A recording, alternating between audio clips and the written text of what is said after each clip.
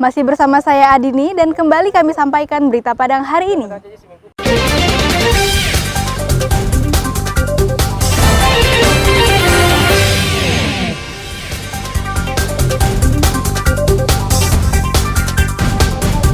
Gelombang tinggi hantam sebuah rumah makan hingga ambruk, belasan pengunjung luka-luka.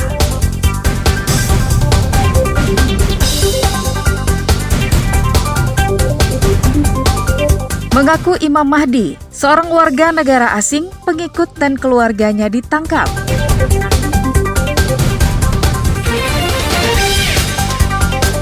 Segel kantor wali nagari karena dituding berselingkuh.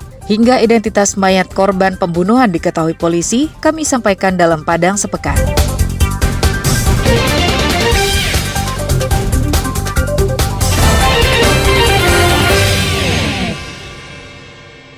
The only name that Allah uses for me is Rasulullah because I am the messenger. Ini adalah rekaman video amatir yang memperlihatkan pernyataan Altaf Osama dari Norwegia yang menyebut bahwa dirinya adalah Rasul Allah, seorang Imam Mahdi yang akan membinasakan Dajjal di akhir zaman.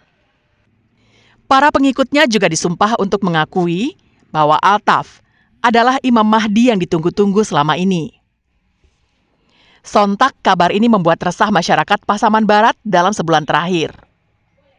Itu sebabnya tim pengawasan aliran kepercayaan dan keagamaan atau Pakem Pasaman Barat mendatangi sebuah penginapan di Lingkung Aur Timur pada hari Rabu. Mereka datang untuk menjemput 2 warga negara asing dan keluarganya yang seluruhnya berjumlah 7 orang, yang terdiri dari 2 pria dewasa, seorang perempuan dewasa, dan 4 orang anaknya. Altaf Osama asal Norwegia mengaku sebagai Imam Mahdi dan telah mempengaruhi masyarakat sekitar. Sedangkan Rajput, istri dan 4 anaknya asal Inggris. Mereka bertujuh dibawa ke kantor camat Pasaman untuk dimintai keterangan.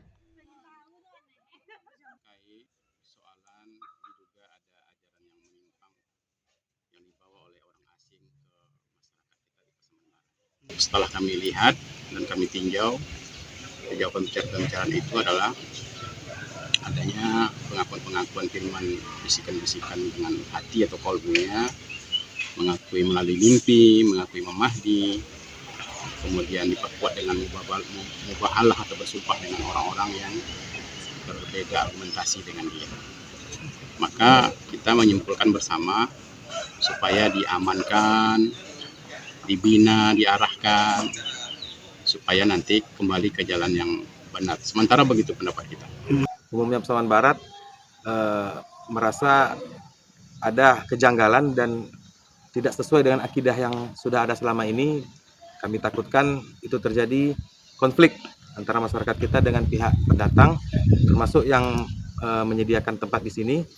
Makanya kami mengundang dari pihak imigrasi untuk datang memeriksa legalitas para warga negara asing tersebut, dan sekarang sudah dibawa ke pihak imigrasi untuk dimintai keterangan. Ketujuh WNA ini dibawa oleh petugas kantor imigrasi Bukit Tinggi untuk dideportasi.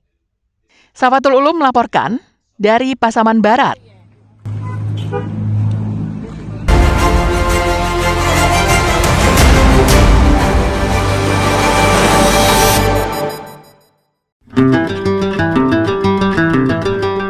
Masyarakat Nagari Tarantang, Kecamatan Harau, 50 Kota berharap jalan penghubung antar nagari yang ambles awal pekan lalu segera diperbaiki oleh pemerintah daerah setempat. Jalan ambles yang telah diberi tanda itu membentuk sebuah lubang besar dan terjadi patahan.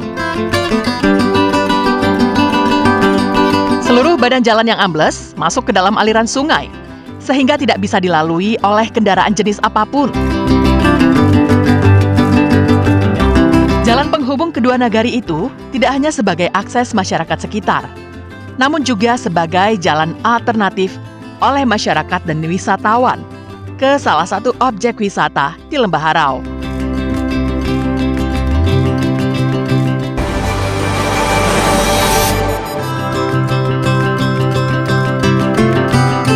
Puluhan warga Nagari Bukit Sikumpa, Kecamatan Laresago Halaban 50 Kota, menyegel kantor wali nagari mereka yang berada di Jalan Raya Payakumbuh Lintau. Penyegelan ini dilakukan dengan cara memasang papan di pintu masuk utama, serta memasang garis pembatas agar tidak ada yang masuk ke kantor nagari.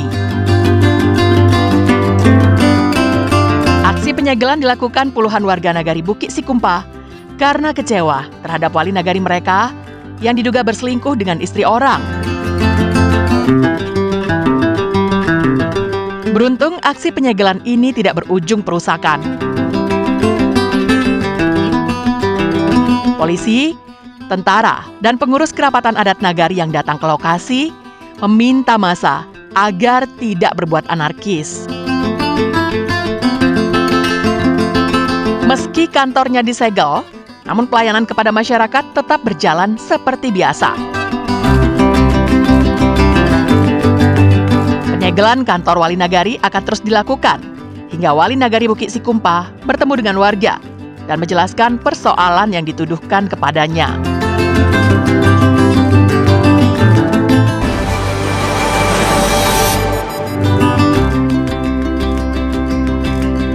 Seorang oknum purnawirawan Polri tertangkap tangan merusak dan mencabut baliho pasangan calon nomor urut 2 Pilkada Padang Pariaman di Talua, Kuraitaji Timur, Kecamatan Nansabaris. Peristiwa ini direkam warganet dan menyebar luas di media sosial.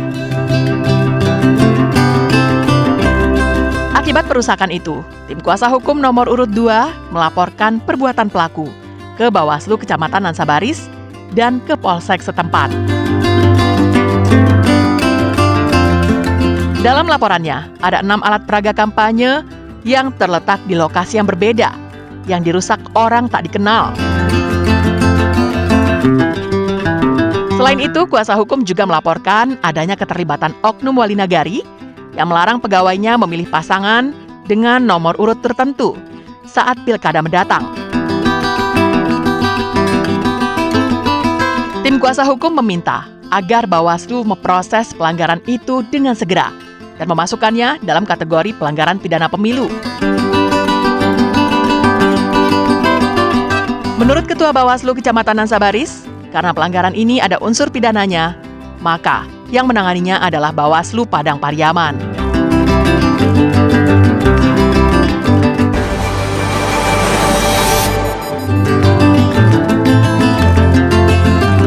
Seorang polisi yang berdinas di Polsek Lubuk Begalung Padang, Aibda Dian Wihendro Ratno, mendapat penghargaan dari Badan Kependudukan Keluarga Berencana Nasional karena kiprahnya selama ini yang aktif membantu pemerintah dalam menekan angka stunting di Padang.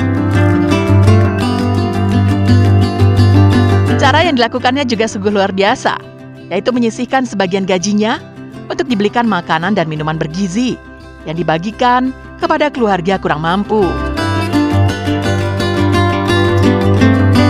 Dampaknya, angka stunting di Kecamatan Lubuk Begalung yang diderita oleh 100 orang anak kini turun menjadi sekitar 40 orang anak.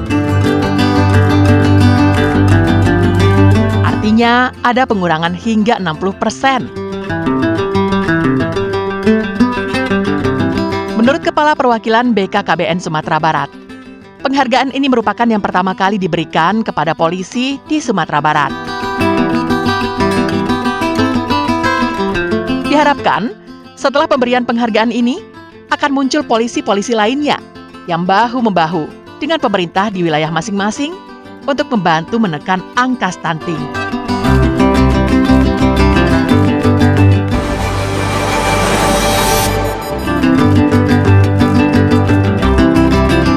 Identitas korban tewas terikat selimut berwarna merah di pinggir jurang Sitinjau Lawi, Panorama 2, Kecamatan Lubuk Kilangan, pinggiran Kota Padang, akhirnya terungkap. Korban diketahui bernama Anton dan berusia 39 tahun, warga Payakumbuh. Identitas korban diketahui dari hasil pemeriksaan sidik jari oleh tim Inafis Polresta Padang. Dari keterangan pihak keluarga dan kerabat korban, sehari-hari korban bekerja sebagai buruh serabutan.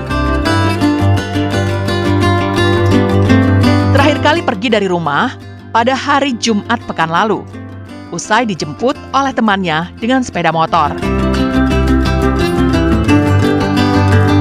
Korban ditemukan sudah menjadi mayat pada Senin sore dengan kondisi mengenaskan di pinggir jurang di Padang. Hasil sementara visum luar, korban tewas akibat dianiaya atau dibunuh karena terdapat sejumlah luka dan lebam di wajah dan terikat di dalam selimut. Pemirsa, demikianlah perjumpaan kita dalam Berita Padang hari ini. Saya Adini dan tim redaksi yang bertugas pamit undur diri. Selamat beraktivitas dan sampai jumpa.